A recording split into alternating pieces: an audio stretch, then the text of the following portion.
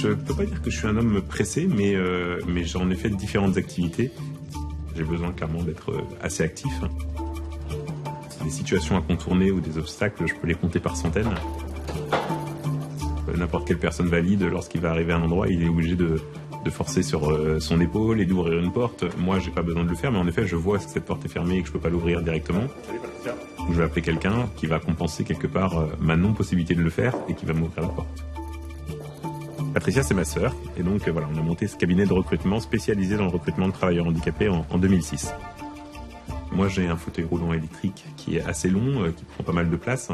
Donc, automatiquement, quand j'arrive dans un endroit ou dans un bureau, je sais que ça va être assez compliqué de pouvoir passer entre les différentes pièces, par exemple. Je m'adapte, mais je m'adapte depuis que je suis tout petit, finalement. Donc, je me rends pas compte de ces obstacles que d'autres personnes vont remarquer. Donc, en effet, des personnes à l'extérieur vont dire « Ah, mais c'est compliqué pour toi de passer là ». Et en fait, ça, moi, je vais pas m'en rendre compte, en fait. Ça fait partie de mon naturel, ça fait partie de ma vie au quotidien. On a beaucoup de gens qu'on contacte et qui sont en reconversion professionnelle. C'est assez facile, finalement, de travailler avec Tanguy, puisque déjà, à la base, on est frères et sœurs, ils ont travaillé ensemble depuis 15 ans, on a créé ce cabinet ensemble. Non, la difficulté, c'est souvent de réussir à le joindre. Il court beaucoup, énormément. Donc, c'est plus là-dessus que c'est difficile avec lui, mais sinon, c'est facile et c'est très agréable. Moi, j'ai pas de problème pour demander un coup de main, mais j'aime bien également avoir cette autonomie. C'est-à-dire que j'ai pas envie à chaque fois d'être dépendant de quelqu'un. Donc là, j'ai un système en fait pour me transférer.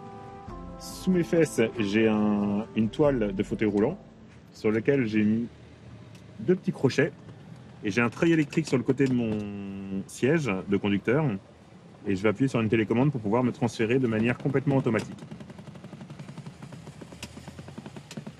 C'est complètement du bricolage.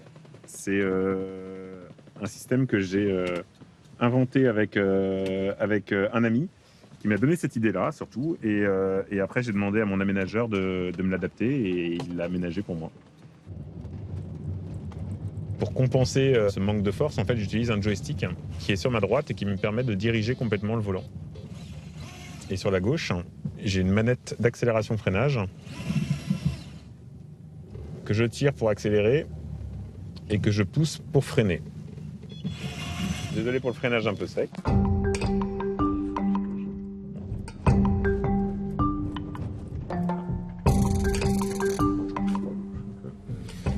Alors là, c'est une potence qu'on appelle une potence belge. Soit on n'a pas de handicap au niveau des membres supérieurs et on tire sans cette potence belge, soit on est atteint d'un membre supérieur, comme c'est mon cas sur le plan musculaire, et auquel cas j'ai besoin de cette potence pour porter le poids de la carabine.